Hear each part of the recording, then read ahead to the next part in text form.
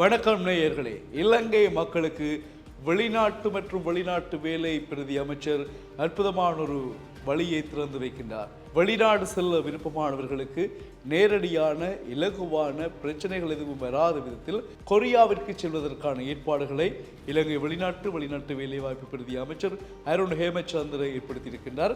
E8 visa நடைமுறை மூலம் என்பதாக சொல்லப்பட்டிருக்கிறது. இந்த விசாவை பெற்றுக்கொண்டு நீங்கள் கொரியாவிற்கு வேலை வாய்ப்புகளுக்காக செல்லலாம்.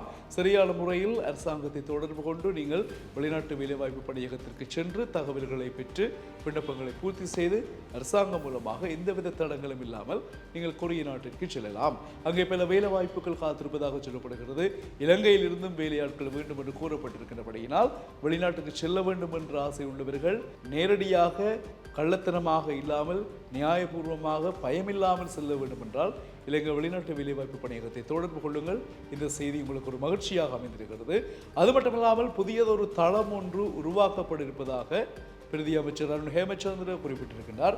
அது என்ன தளம் என்று சொன்னால், ஆன்லைனில் நீங்கள் எதிர்கொள்ளுகின்ற பிரச்சனைகள், அதாவது வெளிநாட்டுக்கு உங்களை ஏற்றுவோம் என்று இடைத்தரகர்கள் உங்களுக்கு சொல்லி உங்களை ஏமாற்றினால் அது தொடர்பான உண்மைத்தன்மையை அறிவதற்கும், ஒரு தரகர் உங்களுக்கு ஒரு நாட்டில் வேலை இருக்கிறது நீங்கள் போகிறீங்களான்னு கேட்டால் அது எங்கே, என்ன வேலை, எவ்வளவு சம்பளம், அது உண்மையான விஷயத்தை நீங்கள் பரீட்சித்து பார்ப்பதற்காக ஆன்லைனில் ஒரு சிறப்பான தளம் ஒன்று, ஒரு சைட் ஒன்று உருவாக்கப்பட்டிருப்பதாக அவர் குறிப்பிட்டிருக்கின்றார். அது மட்டும் இல்லாமல் நீங்கள் வெளிநாட்டில் இருந்து ஏதாவது பிரச்சனைகளுக்குள், இயற்கையாகவோ அல்லது செயற்கை யுத்தங்கள் போன்ற ஏதாவது பிரச்சனைகளுக்குள் நீங்கள் சிக்கி இருந்தால் உங்களை மீட்டுக் கொள்வதற்காக வெளிநாட்டு வேலைவாய்ப்பு பணியகங்கள், வெளிநாட்டு தூதுவர் ஆலயங்கள் சிறப்பான நடவடிக்கைகளை மேற்கொள்ள தயாராக இருக்கிறது. அதற்காகவும் நீங்கள் இந்த தளத்தை பயன்படுத்தி உங்களை பற்றியதான நீங்கள் என்ன சூழ்நிலையில் அங்கே இருக்கிறீர்கள், அந்த சிச்சுவேஷன் என்ன, எல்லாவற்றையும் சிறப்பான முறையில் அந்த தளத்தில் நீங்கள் பெயர் விவரங்களோடு குறிப்பிட்டால் உங்களை தொடர்பு கொண்டு அவர்களை உங்களை காப்பாற்றி வேறு இடத்திற்கோ அல்லது சொந்த நாட்டிற்கோ கொண்டு வருவதற்கான முயற்சிகளை மேற்கொள்வார்கள். இவை எல்லாவற்றையும் செய்திருக்கின்றார் வெளிநாட்டு வேலைவாய்ப்பு மற்றும் வேலைவாய்ப்பு பிரதி அமைச்சர் அருண் ஹேமச்சந்திர. அரசாங்கத்தின் முயற்சியோடு இந்த தளம் உருவாக்கப்படும் என்ற விடயத்தை சொல்லியிருக்கின்றார். இப்போதைக்கு கொரிய வேலைவாய்ப்பு தொடர்பாக அவர் குறிப்பிட்டிருக்கின்றார்.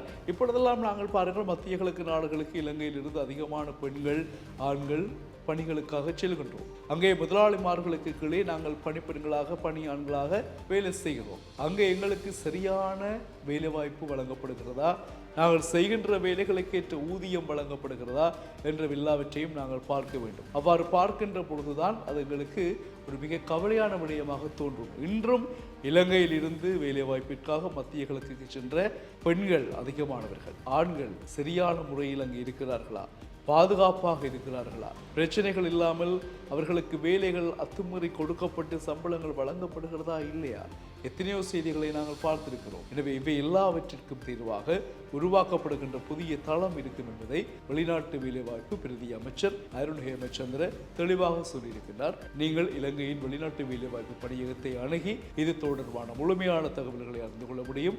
அது தொடர்பான இணையதளங்களை நீங்கள் பார்வையிட முடியும். நேர்மையான முறையில் அதிக பணம் செலவழிக்காமல் உங்களுக்கான வேலையோடு பாதுகாப்பாக நீங்கள் வெளிநாடுகளுக்கு செல்ல முடியும் இந்த நடைமுறை மூலம். இது உங்களுக்கு உரியதாக இருக்கும். எந்த விதமான உயிர் சேதங்களோ சொத்துழப்புகளோ ஒரு பிரச்சனையும் இல்லாமல் பாதுகாப்பான உங்கள் வெளிநாட்டு பயணத்திற்கு இலங்கை வெளிநாட்டு வேலை வாய்ப்பு பணியகம் ஒரு திறவுகோலாக உங்களுக்கு செயற்பட இருக்கிறது. மீண்டும் சந்திப்போம்.